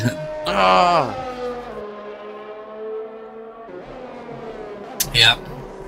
So 15-second lead is going to be dissipating into nothing. But the safety car, from what I'm guessing, will be in at the end of lap 20. Giving it 2 full laps of racing. So Daniel's now with the safety car. Yeah, we're going to get bunched up. Guys, this is brilliant. Brilliant stuff. It's going to be a mad 1-lap sprint from Muddy Biscuit. It is going to be an absolute... End of 21, I'd say. So I don't think they're going to go at the end of this. I think they'll go at the end of lap 20. I honestly do. We got JSD to catch up. He's half a lap back. Yeah, but when it gets to a certain part of the race, it doesn't care. Well, I guess. Got to keep an eye on it. You remember ruin the gap Daniel had. It is all like variables and conditions and stuff like that into the game. So, you know, it's not like it can decide. It has a calculation. It's a program.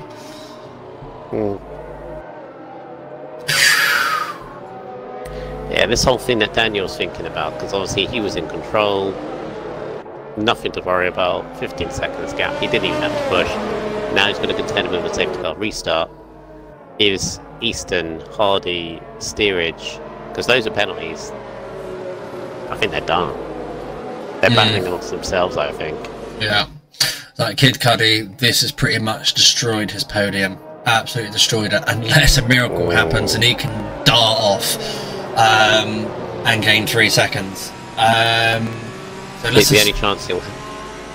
So the only chance he's going to have is if he gaps those behind. If those behind like fight amongst themselves, he can get a gap maybe. But yeah,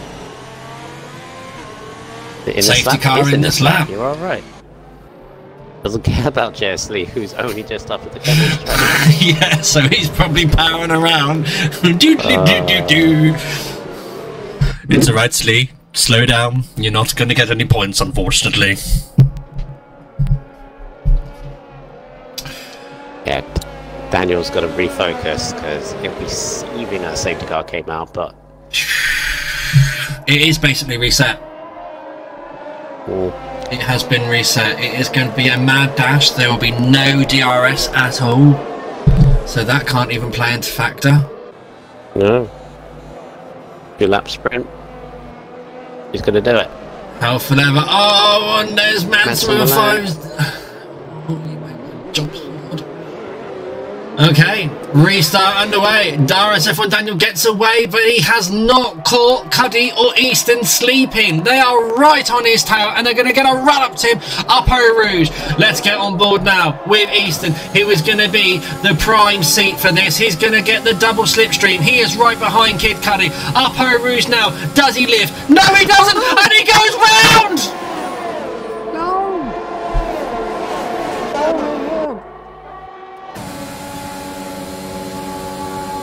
Oh, God. Just got caught in the curb. Absolutely, he got caught on the curb there, and that has just spoilt his race down to P11. But then Steerage and Lukey have exchanged places, and Steerage is up to P4 now. Tetch Lloyd there with a 3-second time penalty. This is where time penalties get really, really interesting, guys, because they are close quarters racing, and they're all over the track. Lukey there, still right behind. Pred outset on medium tyres is surely going to get swallowed up by the rest of the field on soft tyres around him. Tetch Lloyd's currently 1.1 seconds behind him, but he has got Dangerous Dan right on the back of him as well, with we're currently half a second. Mansell's 2 seconds behind, and Easton is well out of the running right now. But however, Kid Cuddy is currently right behind RSF1 Daniel as they come through this, not Stabilo, Fangers chicane. Now they come through Stabilo now.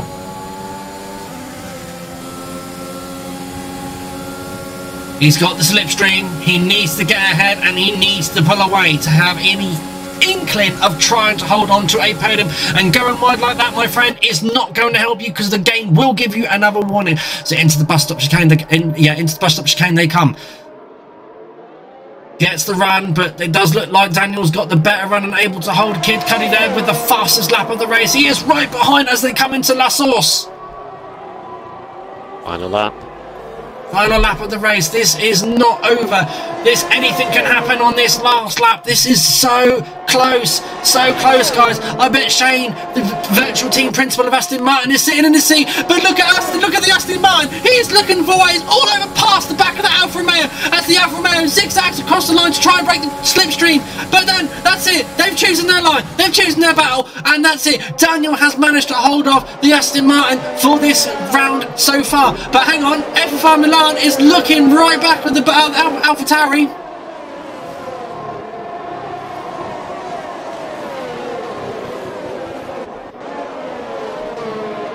Okay, so Kid Cuddy and RSF1 Daniel, can they have one more battle for it? Can Kid Cuddy give the battle on the last part of the track as they come through Pouillon now? He is all over the back of the Alfa Romeo. It is so close between the two drivers.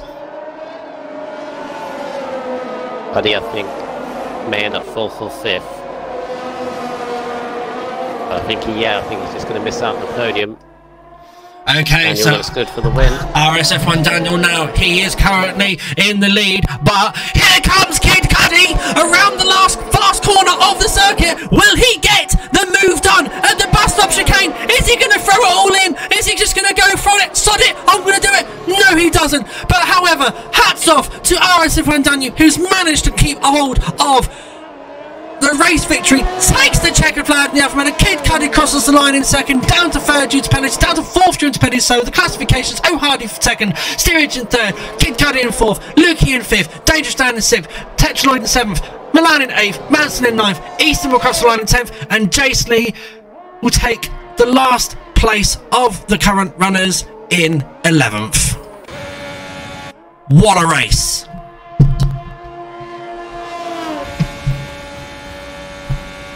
Something just popped up at the end of the screen there, which I don't think is right. Easton was in 10th, but got a penalty for ignoring yellow flags for 20 seconds, which is giving JSC the last point. And in the midst of all that, I was going to... He might have been speeding under the safety car or something. No, it was ignoring yellow flags, which was caused because Perdutes crashed it on the... with about 3 corners to go. Oh. Whilst in 8th place, which obviously I would have said, but obviously you were doing that for Daniel, and to be fair, he controlled that restart and took a victory, which, to be honest, I think well deserved. Yeah, absolutely, a well deserved victory for RSF1 Daniel and the Alfa Romeo team. Whew. That was an interesting race, and the rain has come again at Belgium. So the track is wet again. So RSF1 Daniel there takes the win for Alfa Romeo, Hardy in 2nd in the Red Bull, Steerage in 3rd, Kid Cudi in 4th, Lukey in 5th, Dangerous Dan in 6th. Alexa, tell Xbox to take a screenshot.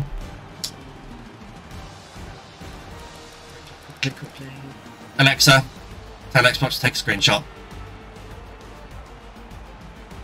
Yep, so there, Dangerous Dan in 6th, Tetchloyd in 7th, Milan in 8th, Manson in 9th, Slee in 10th, and Easton in 11th after getting that penalty. Retirements as Predouts, Aldau, Vettel, RSF and Vettel that is, Joe Palkey, Noshals, and F2 Tapsando.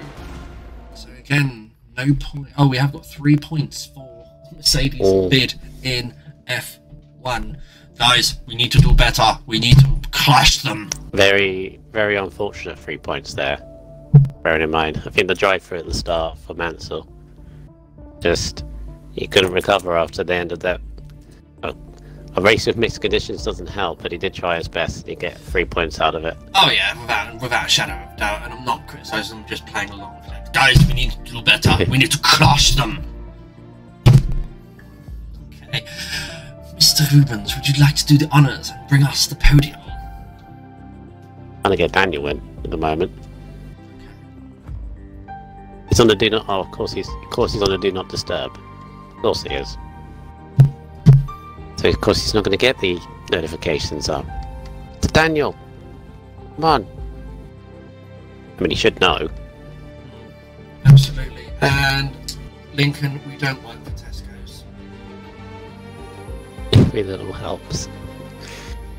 That's terrible. I've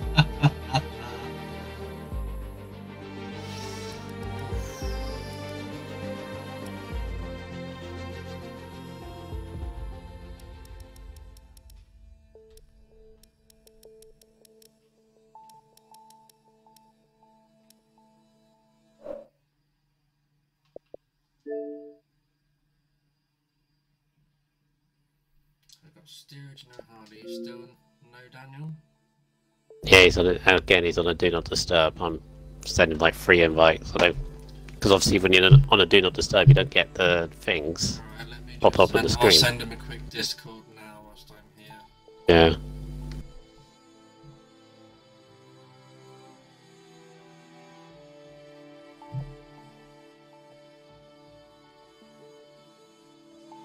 Yes, indeed, Tim. It is a very, very pretty car.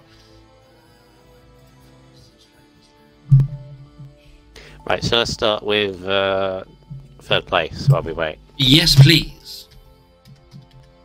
All right then. Oh God, I finished third. It was steerage in third, wasn't it? Yes. Yes, it was. There's so much happened in that last lap. It was just mad.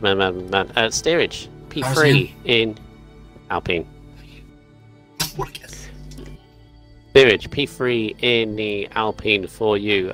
Very, very tricky race. Very difficult to gauge. From our perspective, what was going on. I can't imagine what it was to race. Started on a full wets, monsoon at one point, then to inters, then to dries.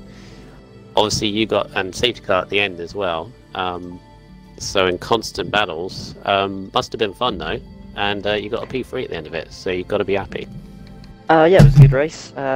Really tricky first 10 laps. I think it was kind of tricky because looking at the pre-race, it said that it was going to be dry at the end, but for most of the race it showed rain, so decided to go for a wet setup, which is why I probably struggled a little bit more in quali than some of the others. But yeah, obviously pushing hard at the end because I knew Cuddy had a penalty. Luki had one as well, so had to try and keep up with Hardy, who had some good pace as well. So just stayed with him, and then yeah, managed to get P3, which is a nice improvement from last week. So yeah, I'm happy. Yeah. So where did you finish last week? I believe it was 7th. Yeah. So solid start to the season. Going ahead, so settling into F1 because I believe you were F2 last season, correct? I was for the first season of last game, but the second season I did the last 3 races in Tier 1. So yeah, it's been a little bit of a jump up in pace, but it's nice to start the season actually in Tier 1 and get to grips with it really. Yeah. Obviously, we go to another formidable track next week, Japan next. What are your thoughts heading into that track?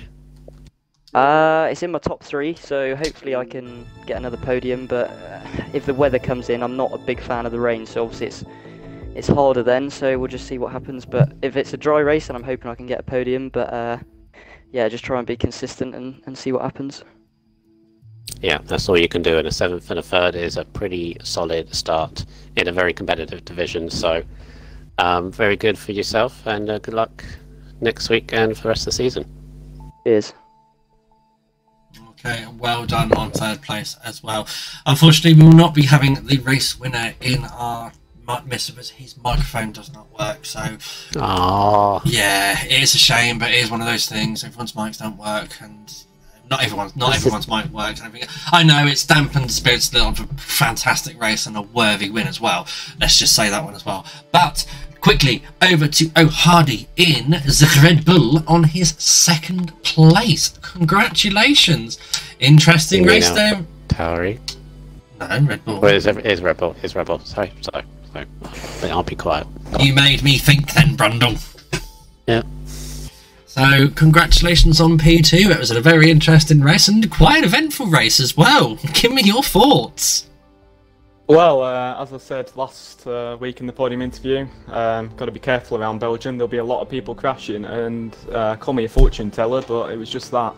And yeah, I just kept it out of trouble. Didn't have a single warning.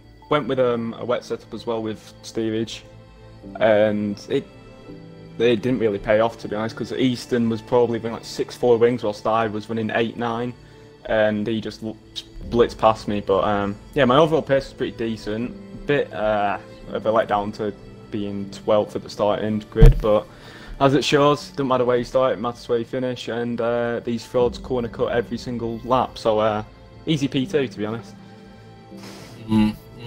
Yeah, interesting. Well, the weather made it so much better for us, and like at one point it was like very, very, very wet out there. Tell us what you were thinking during that stage of the race, because like visibility for us on the broadcast cam and the T cams was pretty much non-existent. How about when you were following other cars? Well, if I didn't have the driver tags over the cars, literally wouldn't be able to see a thing. It was very realistic to today's actual race, but well, wouldn't call it a race. But, should we call today's real life a formation event? Yeah, it was a good 2 laps in the safety car, but yeah, but the raindrops kept on going on my screen, and because I do TV pod offset, I don't know if it'll be the same for the TV pod, but all the raindrops kept on going right on the racing line, so I literally couldn't see a thing at times. But yeah, it was a big struggle, especially with all the people on the pad, because you know pad's OP, everyone knows that, and that traction. Yeah, me struggling on the wheel, me and Steerage struggled through all that. But yeah, I've got to say fair play to Daniel, he was just gone, and Easton got a bit of karma for just being an absolute sweat at the game and crashing out. I wouldn't say that's karma, would you? Yeah, it's straight up karma.